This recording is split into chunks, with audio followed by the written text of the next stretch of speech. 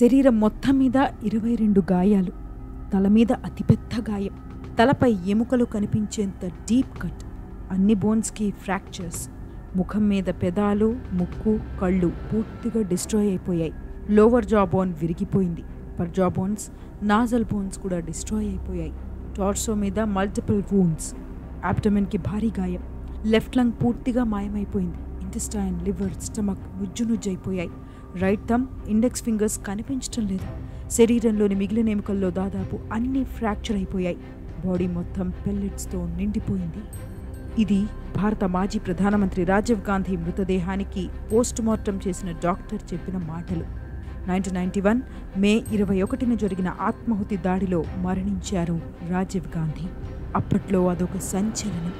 ఆ షాక్ నుంచి తేరుకోవడానికి ఇండియాకు చాలా సమయమే పట్టింది.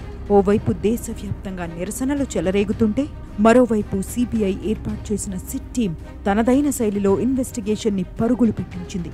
మరి ఇంతటి హై ప్రొఫైల్ కేసుని అధికారులు ఎలా సాల్వ్ చేశారు? దోషులను కోర్టు ముందు, ప్రపంచం ముందు ఆధారాలతో సహా ఎలా నిలబెట్టారు?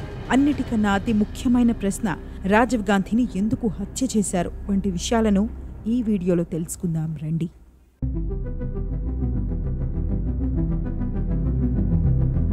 సీనియర్ ఐపీఎస్ అధికారి రాజీవ్ గాంధీ అసాసినేషన్ కేసుని సాల్వ్ చేసేందుకు ఏర్పడిన సిట్ టీంకి నేతృత్వం వహించిన డిఆర్ కార్తికేయన్ రాసిన triumph of truth, the Rajiv Gandhi assassination పుస్తకం ఆధారంగా ఈ వీడియోను చేశాను. ఇది రెండో పార్ట్. ఫస్ట్ పార్ట్ ఆల్రెడీ మన ఛానల్లో ఉంది. కింద డిస్క్రిప్షన్లో లింక్ ఇస్తాను, దాన్ని కూడా చూసేయండి. ఇక వీడియోలోకి వెళ్తే, మే 21న రాజీవ్ గాంధీ హత్య జరిగింది. మే 30 నాటికి నళిని, హరిబాబు పేర్లు మినహా సిట్ టీంకి బలమైన ఆధారాలు లభించలేదు. కానీ జూన్లో ఈ కేసు దర్యాప్తు కీలక మలుపు తిరిగింది. జూన్ మొదటి వారంలో సిట్ టీం చేతికి కొన్ని డాక్యుమెంట్స్ వచ్చాయి. అవి ఫోటోగ్రాఫర్ హరిబాబుకు చెందినవి.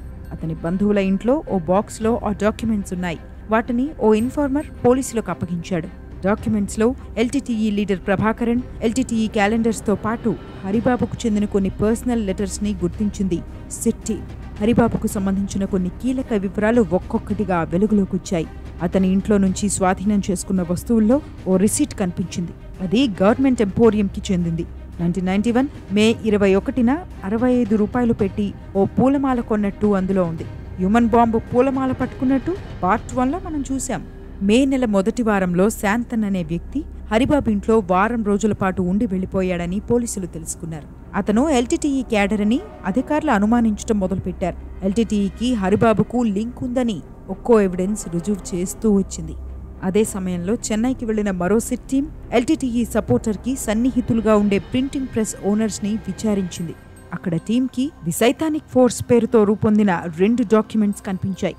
Indian peace keeping force, India governments Sri Lanka పాలసీకి వ్యతిరేకంగా ఇండియన్ ఫారెన్ ప్రెస్ రాసిన కథనాలు, ఎల్టీటీఈ స్పందనలు ఆ డాక్యుమెంట్స్లో ఉన్నాయి. కానీ వీటిని ప్రింట్ చేయించిన వ్యక్తి గురించి ఎలాంటి సమాచారమూ పోలీసులకు తెలియలేదు. కానీ వీటి ద్వారా ఓ విషయం స్పష్టమైంది.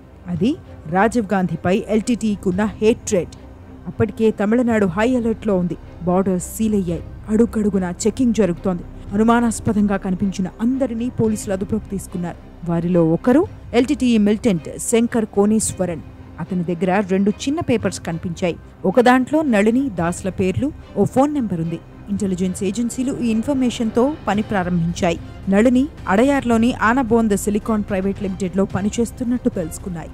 ఇవిలా ఉండగా శంకర్ ఇచ్చిన ఇన్ఫర్మేషన్తో లోకల్ పోలీసులు ఓ స్మగ్లర్ని పట్టుకున్నారు. సిట్ టీం అతన్ని ఇంట్రాగేట్ చేసింది. కుర్తా పైజమా వేసుకున్న వ్యక్తిని ఆ స్మగ్లర్ గుర్తుపట్టాడు. అతని పేరు శివరాసన్ అని, ఎల్టీటీఈ క్యాడర్కి చెందినవాడని, అతనికి ఒకటే కన్ను ఉందని చెప్పాడు. అదే సమయంలో హరిబాబుతో లింక్స్ విషయంపై ఓ ఫోటో జర్నలిస్ట్ని ప్రశ్నించారు అధికారులు. హరిబాబుకి చెందిన వస్తువుల్లో ఒక ఫోటోని చూపించి అతని పేరేంటని అడిగారు. అతని పేరు భాగ్యనాథన్, చెన్నైలో ఓ ప్రింటింగ్ ప్రెస్ నడుపుతున్నాడు అని చెప్పాడు. పోలీసులు భాగ్యనాథ్ని అరెస్ట్ చేశారు. భాగ్యనాథ్ని ఇంటరాగేట్ చేస్తున్న అధికారికి హరిబాబు తీసిన ఫోటో ఒకటి కనిపించింది. అది చూసి అతను షాక్కి గురయ్యాడు. విల్లివక్కం కాలనీలో ఉన్న మహిళ, తంజావూరు జిల్లాలో పోలీసులకు దొరికిన ఎల్టీటీఈ మిలిటెంట్ చేతుల్లోని పేపర్లు ఉన్న మహిళ పేరు, పేలుడికి ముందు తీసిన ఫోటోల్లో హరిబాబు కుర్తా పైజమా ధరించిన వ్యక్తితో ఉన్న మహిళ ఒకరే.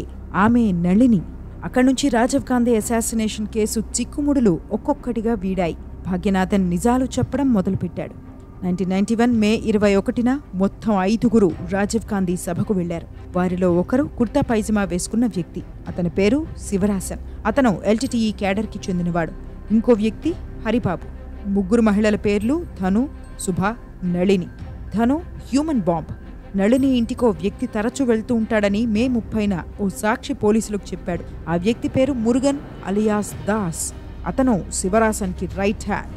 తమిళనాడులో ఎన్టీటీఈ కార్యకలాపాలకు మద్దతిచ్చే మనిషి సుందరంతో భాగ్యనాథన్కి పరిచయం పెరిగింది. ఆ తర్వాత భాగ్యనాథన్కి మధురాజ, బేబీ సుబ్రహ్మణ్యం, అరివులు కలిశారు. వీరందరూ హరిబాబుతో కలిసి సుందరం కింద పనిచేయడం మొదలుపెట్టారు.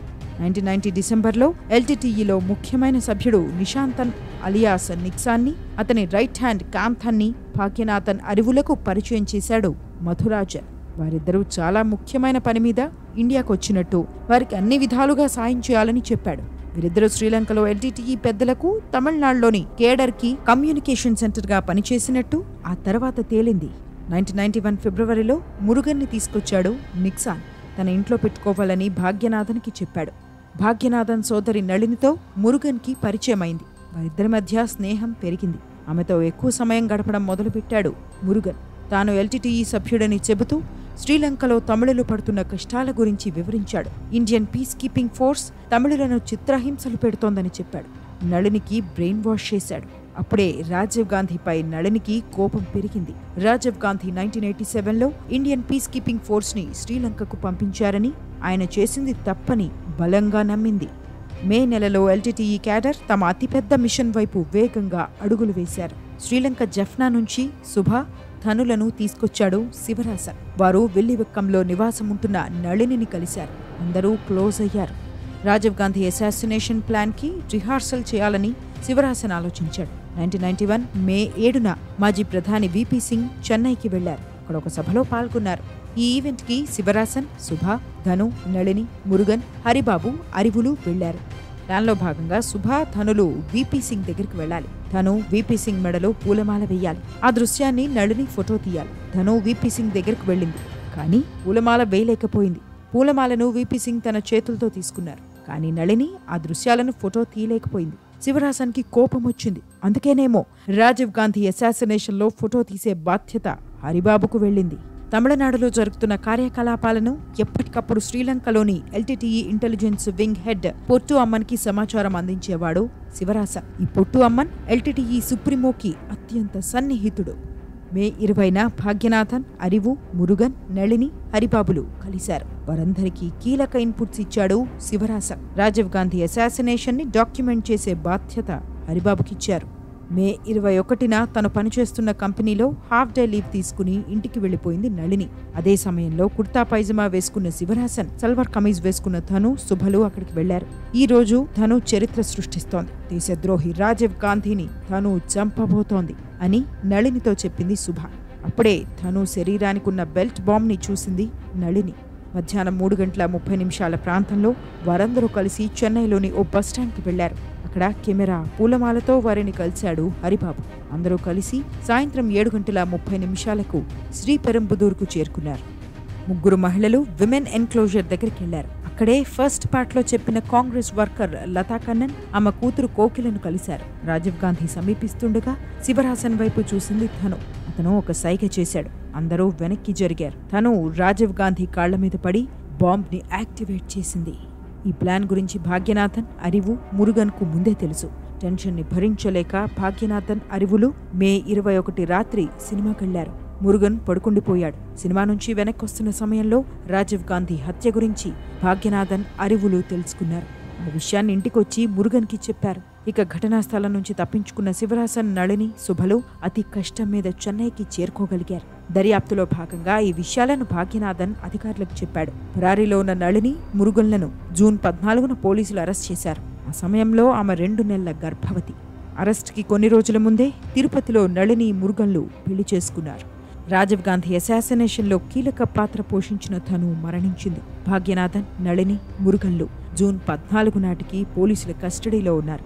కానీ అసాసినేషన్ మాస్టర్ మైండ్ శివరాసన్తో పాటు శుభలు తప్పించుకున్నారు. వారిని పట్టుకునేందుకు కొన్ని నెలల పాటు తీవ్రంగా శ్రమించింది సిట్ బృందం. చివరికి ఓ ప్రత్యేక ఆపరేషన్లో వారిని ట్రేస్ చేసి ఆల్మోస్ట్ పట్టుకుంది. కానీ పోలీసులకు దొరకడం కన్నా చావడం బెటర్ అని వారిద్దరూ సెనైట్ తీసుకుని మరణించారు. కోయిన్సిడెన్స్ ఏంటంటే శివరాసన్ బాడీని పోలీసులు బయటకు తీసిన రోజు రాజీవ్ గాంధీ జయంతి ఒకటే రోజు వచ్చింది. ఇది పూర్తిగా వేరే స్టోరీ. మీకు కావాలంటే కింద కామెంట్ చేయండి, దాని మీద మరో వీడియో చేస్తాను. ఇక తమ దగ్గరున్న ఆధారాలతో బలమైన కేసుని బిల్డ్ చేసింది కార్తికేయన్ టీం. రాజీవ్ గాంధీ అసాసినేషన్లో మాస్టర్ మైండ్ శివరాసనే అయినప్పటికీ ఎల్టీటీఈ చీఫ్ ప్రభాకరన్ హస్తం లేకుండా ఇంత భారీ ప్లాన్ జరగదని ఆ ఆధారాలు నిరూపించాయి. సిబిఐ విజ్ఞప్తితో డిసెంబర్ 1994లో ప్రభాకరన్, పొట్టు అమల్లపై రెడ్ కార్నర్ నోటీసులు జారీ చేసింది ఇంటర్పోల్. వారిని అప్పగించాలని 1995 జూన్లో శ్రీలంక ప్రభుత్వానికి అధికారికంగా రిక్వెస్ట్ చేసింది ఇండియా. ఇంత విన్న తర్వాత అసలు రాజీవ్ గాంధీని ఎల్టీటీఈ ఎందుకు టార్గెట్ చేసింది అన్న డౌట్ కలుగుతుంది. ఈ విషయాన్ని తన పుస్తకంలో చాలా డీటెయిల్డ్గా వివరించారు కార్తికేయన్. శ్రీలంకలో చిత్రహింసలకు గురవుతున్న తమిళులకు విముక్తి కలగాలని, ప్రత్యేక ఈలం ఏర్పడితేనే అది సాధ్యమవుతుందన్న నమ్మకంతో పుట్టుకొచ్చిందే ఈ ఎల్టీటీఈ. ఎల్టీటీఈ అంటే లిబరేషన్ టైగర్స్ ఆఫ్ తమిళ్ ఈలం. ఈ బృందానికి హెడ్ ప్రభాకరన్. ప్రత్యేక ఈలం సాధించడమే ఆయన లక్ష్యం. శ్రీలంకలో తమిళుల వ్యవహారం అక్కడి ప్రభుత్వంతో పాటు ఇండియాను కూడా ఇబ్బంది పెడుతూ వచ్చింది. 1987 జులైలో రాజీవ్ గాంధీ సంతకం చేసిన ఇండో శ్రీలంక అకార్డ్ ఎల్టీటీఈని ఆగ్రహానికి గురిచేసింది. శ్రీలంక ఐకమత్యానికి ఆ అకార్డ్ చిహ్నంగా నిలిచింది. శ్రీలంక టెరిటోరియల్ ఇంటిగ్రిటీని రక్షిస్తామని రాజీవ్ గాంధీ నేతృత్వంలోని ఇండియా హామీనిచ్చింది. ఎల్టీటీఈ సహా ఇతర మిలిటెంట్ గ్రూప్స్ ని డిజామ్ చేసేందుకు ఇండియా కృషి చేస్తోందని ఆ అకార్డ్లో ఉంది. ఇది ఎల్టీటీఈకి మేజర్ బ్లో, శ్రీలంక ప్రభుత్వానికి విక్టరీ. ఈ అకార్డ్తో ఇండియన్ ఆర్మీ పీస్ కీపింగ్ ఫోర్స్గా శ్రీలంకలో ఎంట్రీ ఇచ్చింది. ఎల్టీటీఈ చుట్టూ ఉచ్చు బిగించింది. ప్రభాకరన్ సైన్యం ఉనికి కోల్పోయే ప్రమాదంలో పడింది. ఐపీకేఎఫ్ పై అప్పట్లో చాలా ఆరోపణలు వచ్చాయి. ఐపీకేఎఫ్ కి వ్యతిరేకంగా తమిళనాడులో నిరసనలు వెల్లువెత్తాయి. అప్పట్లో అధికారంలో ఉన్న అన్నా డీఎంకే మినహాయిస్తే డీఎంకేతో పాటు ఇతర పార్టీలు తీవ్రస్థాయిలో ఆందోళనలు చేశాయి.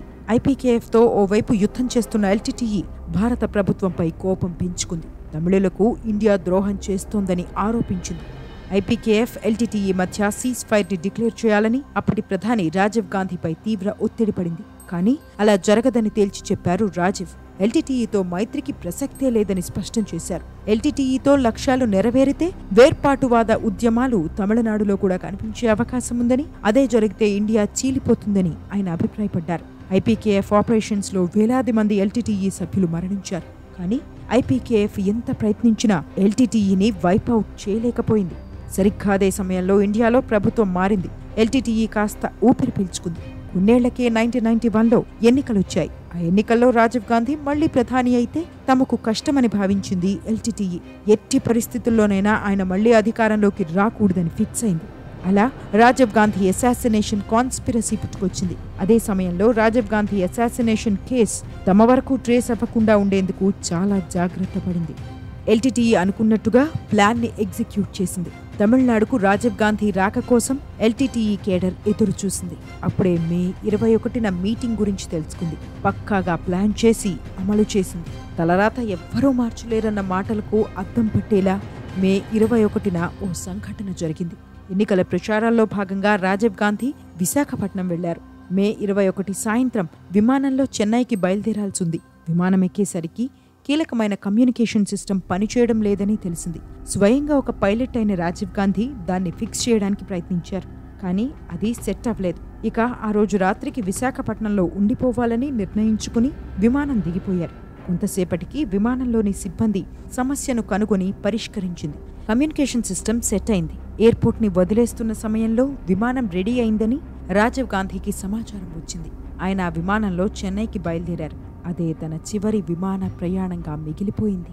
ఆ రోజు రాజీవ్ గాంధీ ఆ విమానం ఎక్కుండకపోతే చరిత్ర ఎలా ఉండేదో, ఆ తర్వాత ఏం జరిగేదో.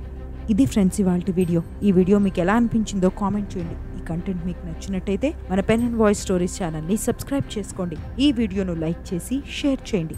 మరొక ఇంట్రెస్టింగ్ అండ్ గ్రిప్పింగ్ స్టోరీతో మీ ముందుకు వస్తాను. అప్పటి వరకు స్టే ట్యూన్డ్.